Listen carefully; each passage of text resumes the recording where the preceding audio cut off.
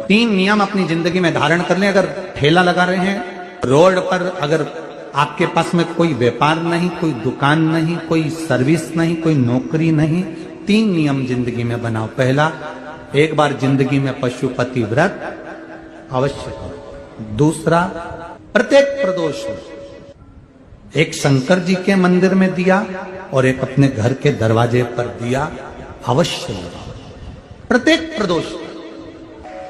और तीसरा नियम बना लो, शिवरात्रि महीने की आती है, हर महीने की शिवरात्रि में शंकर जी के मंदिर पर दिया, बेलपत्री के वृक्ष के नीचे दिया, आंवले के वृक्ष के नीचे दिया और अपने घर के दरवाजे पर दिया।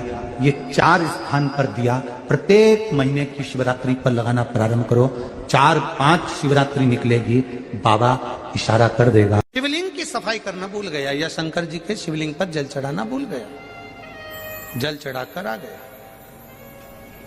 अब आ तो गया, पर चिंता देवादिदेव महादेव को लग गई।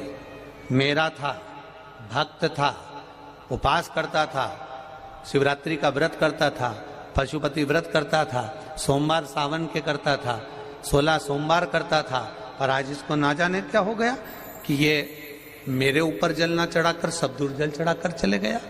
देवादिदेव माता पार्वती जी से कह देते हैं, सुन पार्वती, अगर कोई भूलवश भी मुझ पर जल चढ़ाना भूल जाए और तेरे हस्त कमल पर जल चढ़ा कर जाए, तो पार्वती जितना फल मैं प्रदान करूं उससे दुगना फल तुझे प्रदान करना है। शंकर भगवान जब जब परीक्षा लेते हैं बड़ी विचित्र लेते हैं। पशुपतिनाथ का व्रत करने गए, 6 दिए नीचे रखे, भूल से 6 ही जला दिए। पशुपतिनाथ का व्रत करने गए, मालूम पड़ा घर में माचिस छूट गई और मंदिर में माचिस मांग कर अपने दिए को जला रहे हो, व्रत नहीं लग सकता, व्रत नहीं लग सकता। शिव महापुराण में पशुपतिनाथ के व्रत में तो यहां तक लिखा है कि अगर बेटी मायके में पशुपतिनाथ का व्रत कर रही है तो ससुराल में जिस घर में उसको दिया गया है, कन्यादान हुआ है, उस घर के अन्न से या उस घर के धन से पशुपतिनाथ का व्रत करे। मायके के अन्न और धन से पशुपति व्रत भी नहीं होगा। आप किसी के यहाँ रिश्तेदार में गए हो, शिव महापुराण की कथा में पशुपतिनाथ के व्रत का विधान बताया कि आप किसी के घर में गए हो और आपका पशुपति व्रत है, तो शिव पुराण की कथा कहती है शादी में गए, फंक्शन में गए, कहीं कार्यक्रम में गए, आप उस व्रत को मत करो, छोड़ दो, अगले व्रत को करना। पर किसी के यहाँ के अन्न से, किसी के यहाँ के सामान से पशुपति व्रत नहीं करना। कितना सुंदर बात आज लोगों के समझ में आई है।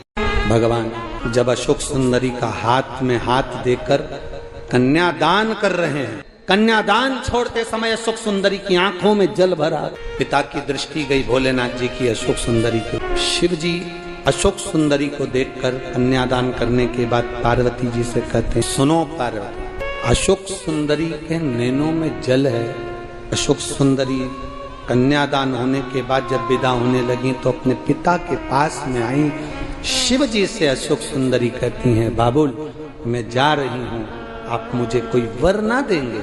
शिव कहते हैं, सुन अशोक सुंदरी, संसार की जो बेटी, संसार की जो स्त्री, संसार की जो नारी तेरा नाम लेकर, तेरा स्पर्श कराकर अगर एक अक्षत का दाना भी मुझे देगी, वो बेटी की आंख में कभी आंसू नहीं आने दूंगा। ये वचन शिव ने अशोक सुंदर। अक्षय श्री किशन चबरे, चिखली तालुका चिखली, जिला बुल्ढाना। कहीं बैठे हो तो हाथ हिला सकते हैं, आप ही हैं। श्री शिवाय नमस्तु।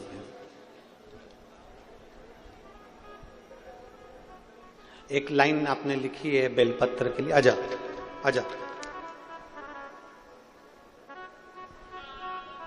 अक्षय किशन चबरे, चिखली तालुका, जिला बुल्ढाना से।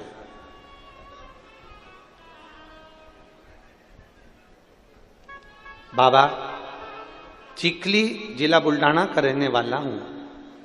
मैं प्राइवेट कंपनी में जॉब करता था। पिछले साल मेरी शादी हो गई। मैं 4 से 5 साल से सरकारी नौकरी के लिए कोशिश कर रहा था। बाबा, सत्य मानो तो मेरा मन पहले कथा में नहीं था, नहीं सुनता था। मेरी मां कथा सुनती थी और मेरी पत्नी ने, जिसके साथ मेरी शादी हुई, मेरी पत्नी शंकर जी पर और आप पर पूरा भरोसा करती है। मैं भले ना करूं पर मेरी पत्नी आप पर पूरा भरोसा करती है और उसने पशुपतिनाथ का व्रत किया। गुरुदेव, 5 सोमवार व्रत किया। मेरा इस बात पर कोई भरोसा नहीं था। बाबा, शायद जैसा मैं हूं ना, ऐसे दुनिया में और भी लड़के होंगे जो आप पर भरोसा नहीं करते होंगे, पर मेरा भरोसा, जैसा मेरी पत्नी ने पशुपति व्रत करा, पर मेरा उस पर भरोसा नहीं था। पत्नी कहती है तुम चिंता मत करो, तुम्हारी प्राइवेट जॉब करो, मेरा काम है भगवान शंकर को मनाना। मेरा बाबा मेरी सुनेगा जरूर, तुम्हारी सरकारी नौकरी तो अब लग के रहेगी, चाहे कुछ भी हो जाए। मेरी पत्नी ने फिर वापिस व्रत किया। मैंने उसको मना किया, मत कर, कुछ नहीं होने वाला। फिर उसने नहीं माना। तब मेरे पिताजी ने अमरावती में आकर मेरे माता जी के कहने पर कथा श्रवण करी। फिर मेरे पिताजी ने सुना कि पंडाल में 5 जगह पर अगर कथा सुनी जाती है तो भगवान शंकर से जो मांगा जाता है वो देता है। मेरे पिताजी 5 पंडाल में जाकर कथा सुने। पंडलपुर, 40 गांव, यवतमाल, ऐसे मेरे पिताजी कथा सुनने के लिए गए। और बाबा का मैं क्या गुणगान करूं गुरुदेव। मेरे बाबा ने ऐसी कृपा करी कि मेरे बाबा, पिताजी सीहोर में कथा सुनकर आ रहे थे और मेरे पास में सरकारी नौकरी का ज्वाइनिंग लेटर आ चुका था। मैं बाबा को यहाँ धन्यवाद देने के लिए आया हूं। क्या बाबा सुनता है गुरुदेव? क्षमा चाहता हूं, आप पर विश्वास नहीं करता था, पर जान गया कि कथा आप नहीं करते, कथा तो मेरा देवाधिदेव महादेव करता है। लाइन अच्छी है, आप और हम गुनगुनाएंगे। खाली ना जाता कोई दर से तुम्हारे, खाली ना जाता कोई दर से।